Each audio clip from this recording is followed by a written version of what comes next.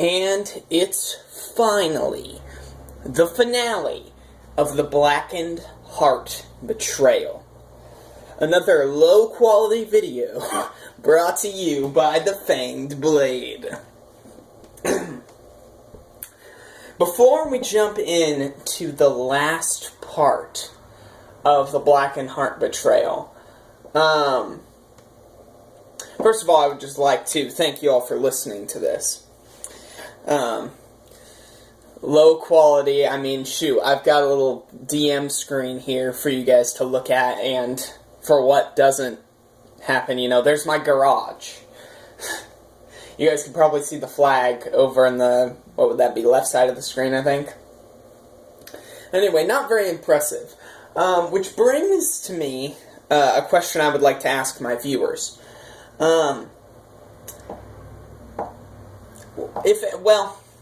Maybe it's a request, I don't know, but I would just like, if anybody would be willing to take a little bit of time to explain to me in the comments how I can set the video up so I can, like, put a picture on the screen instead of, you know, my DM screen, so that way I can just record the audio and set it up to that, or however you do that, if that made any sense. So that way it can be a little bit better than just staring at this DM screen. Now we're going to jump right into the finale of the Blackened Heart Betrayal.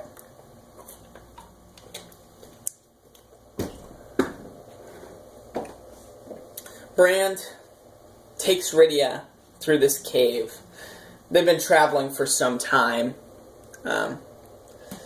Not that Brand even realizes what's going on so much.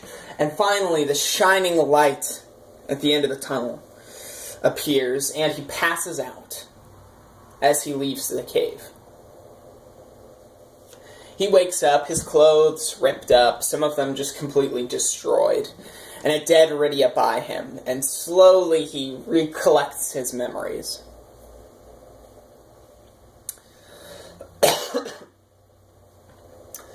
He looks around,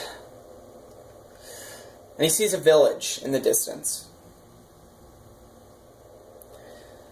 So he goes and he talks to, it's just this tiny village. It's not even a village. There's like 5 buildings.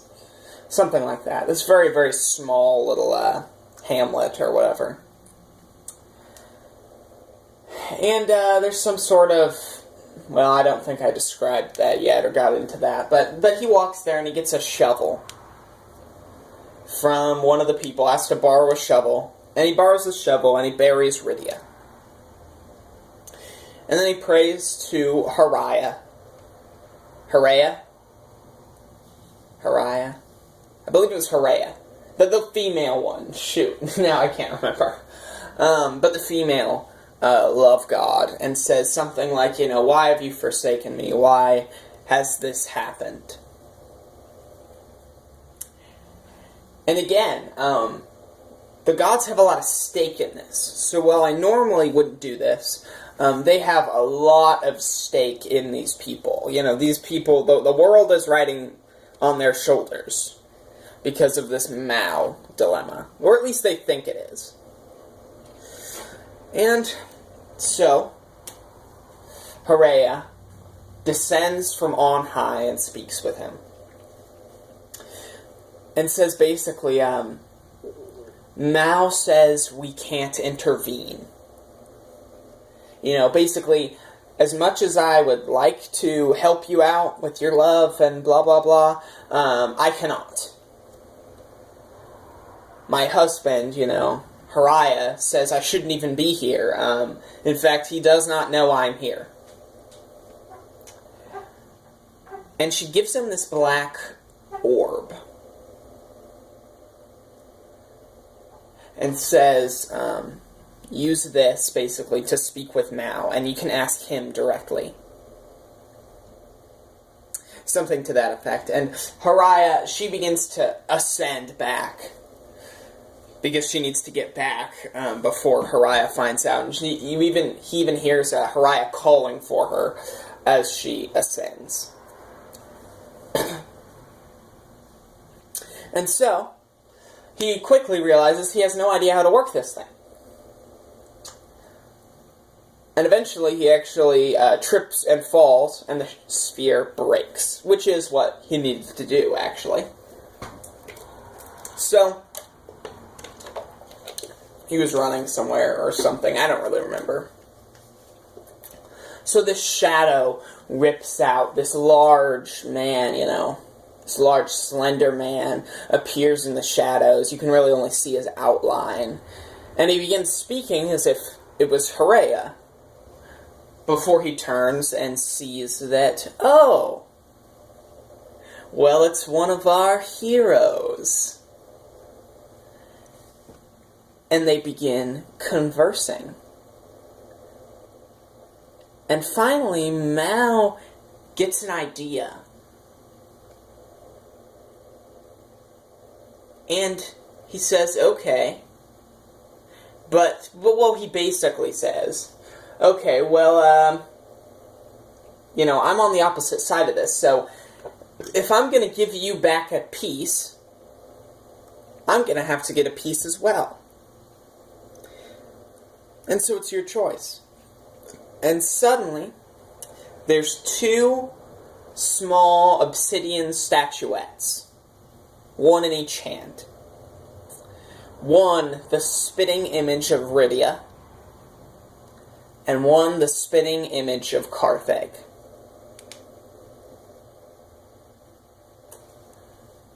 And he takes Rydia.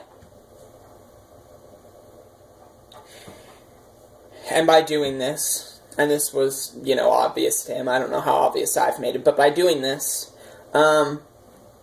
he sacrificed Carthage for Rydia's life. And Mao is all too happy about this as Carthage walks onto the field and is spirited away by Mao. Not before Carthage chucks a fireball at Brand. I think it was a fireball. It might have been a resounding bolt or something, lightning bolt, something like that. But some high-end spell at Brand. And then is spirited away. Rydia digs her way out of the grave. Or I think Rydia's even brought up out of the grave by Mao. Except she's still rotting. And what he didn't realize is he never actually so much begged for her life as much as he just begged for her back. So this, at least partially undead girl of his dreams, comes out. Now, Mao isn't completely heartless, and he enjoys this more, so she still has all of her memories, and such, but she is undead. And that's not all. But we'll get to that. So, the tracker pretty much just, gets ready to go home. Jonathan, I don't think actually sees it. Or does he? I don't remember. But Jonathan at least isn't, going to kill Brand. And Rydia doesn't know. And they continue their adventures. The Carthage player actually wrote up a new character.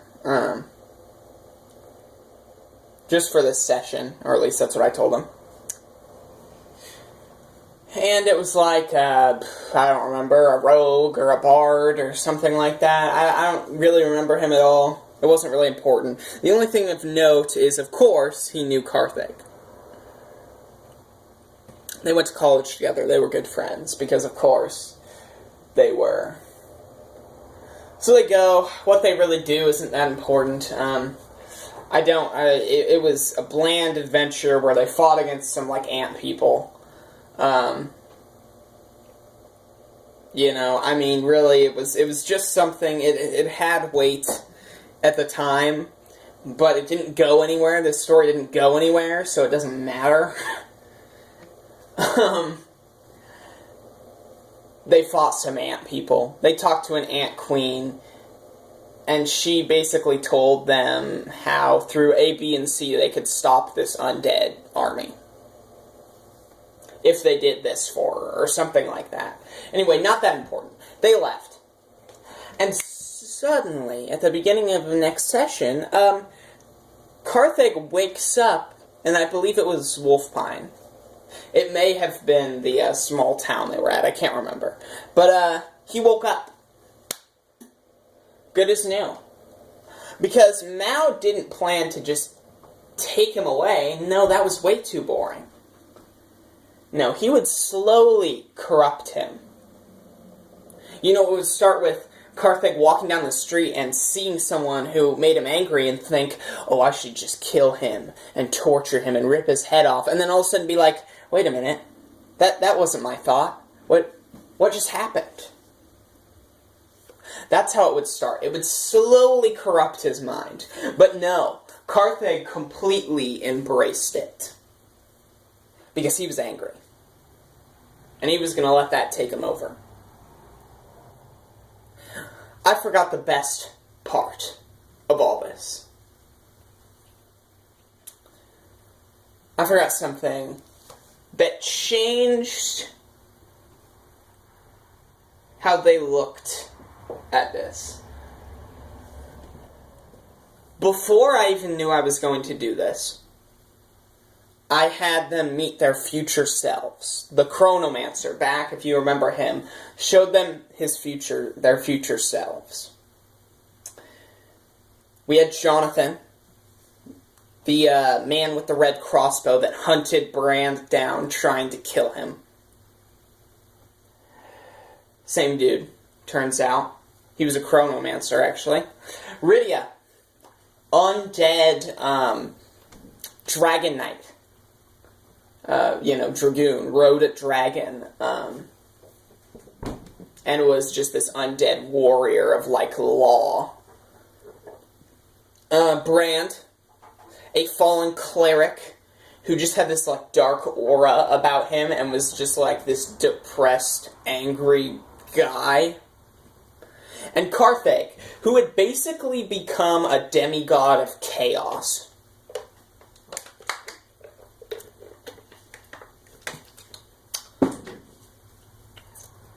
And I didn't even know I was going to do this. I knew about Jonathan. But everything fell into place when Carthage decided he would destroy them. And Carthage went to talk to his tracker and told his tracker to lead them in this area. And Carthage used a resounding bolt to cave in the cave and split people up, one side with the tracker and one side with Carthage. Carthage chucked some fireballs and actually ended up blowing himself up because he didn't think about the explosion. And finally, Carthage died. They won. Because Brand and Rydia were together, and Jonathan and Zach's other character were together. And then Zach's other character and Jonathan dug through and saw a dead Carthage, and Rydia, who went blood crazy, smearing the blood on the wall, giggling, and drinking it.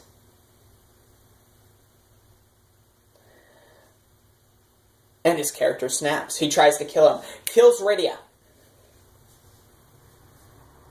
In just very end, I don't remember the fight, but at the very end, whatever way, he kills Rydia. And then he dies. He summoned a swarm, I believe it was, and the swarm just ripped her to shreds. And so it was Brand and Jonathan, and part of me is kind of angry at them, and the other part of me is just happy. Because I say, okay, we're going to take a couple minute break. I'm going to just think about this for a second. And I think we're about done. And so I take my break. And then we speak, and I describe to them, how Brand becomes this Birdman again. How Brand becomes enraged and ends up flying to this like temple or whatever, desecrates a god. Basically, he just ends up forsaking his god entirely, doing some evil stuff, and becoming this just depressed, dark-auraed fighter dude. I describe how Jonathan goes off and just tucks himself away. He uses the money and buys himself, or spruces up one building they bought, something like that, and tucks himself away, learning the secrets of chronomancy so he can go into the past and kill Brand. And no matter how many different times he tries and how many different dimensions he tries it in, it always ends up ending up the same. Rydia always becomes this, Brand always becomes this, no matter what he tries. Rydia is undead and cursed by Mao. She gets back up eventually and goes to, serve him, and goes and ends up, after that, founding the Dragoons and becoming this, lawful evil power in the world that, you break our tenets too much and our Dragoon army will swoop in and destroy your kingdom.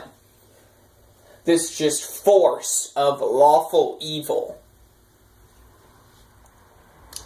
And how Karthag, over 100 years, absorbs the chaotic magics of the Faerun caves and begins to lose his mind.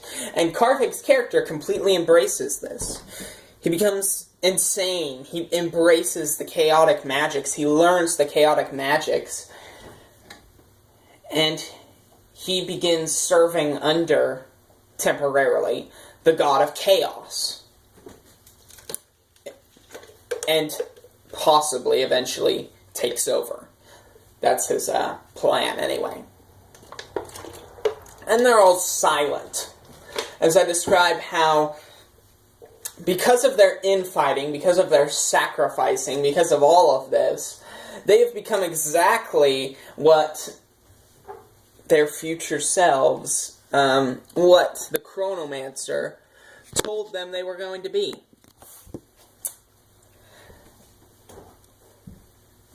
And I'm just ecstatic. I didn't want the campaign to end there. I wanted to slowly describe how Karthag was turning to evil. But oh, how this was so much better. The horrified looks I pictured on their faces as they failed so bad. As they went exactly the direction Mal wanted them to. As they just did the worst they could have. I have to admit, it was satisfying.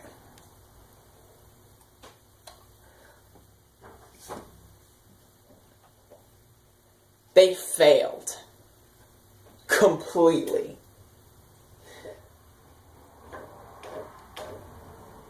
They failed in every way that I could have hoped. And that is still to this day one of my favorite, just 10 minutes of D&D. My describing how they all just fell into the pitfalls. And I didn't even plan it. I just kind of showed them what worst case scenario they would turn into. I didn't think about how Rydia would become undead. I didn't think about why Jonathan wanted to kill Brand. I didn't think about why Brand might forsake his god. I just decided, hey, this was the worst case scenario, and oh boy, did they fall into it. And they enjoyed it, I think. They might have been a little bit like, oh shoot, we failed, but I think they enjoyed it. But, to wrap things up, Mao did not destroy the world. It was all just a game. Mao had no point in destroying the world. In fact, what probably happened, although I haven't decided, what probably happened is Mao said, okay, grab some more champions. Try again. If you fail, I might give you another chance, or I might destroy the planet. It depends on what kind of mood I'm in.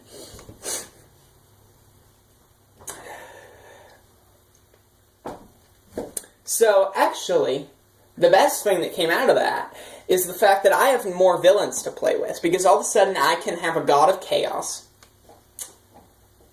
I can have this, dark, depressed fighter dude. I can have an army of dragoons, that I can play around with. I have, a crazy chronomancer that wants to change the course of time. And all of this is just more stuff to play with, and it's all their fault. It's all my players' fault. And so that is, I didn't really like the beginning. I was painfully bad at the beginning, but I really just wrapped it all together, and I actually I feel like I did really well. So I'm going to toot my own horn a little bit, but that is one of my favorite stories towards the end, at least. The ending is one of my favorites. The beginning was painful. But, coming next, I probably won't talk about the next campaign I did. It ended poorly, too, and it wasn't like a cool poorly, it was just like they sucked poorly.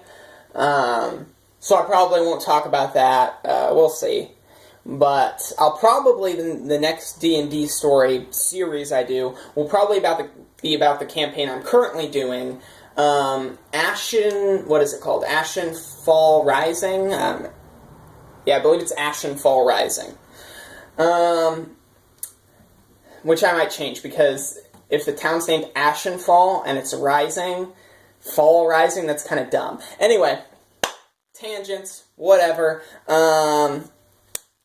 Please comment about how I can do the screen thing, if you remember that. And thank you guys for listening. I will talk to you next time. Bye.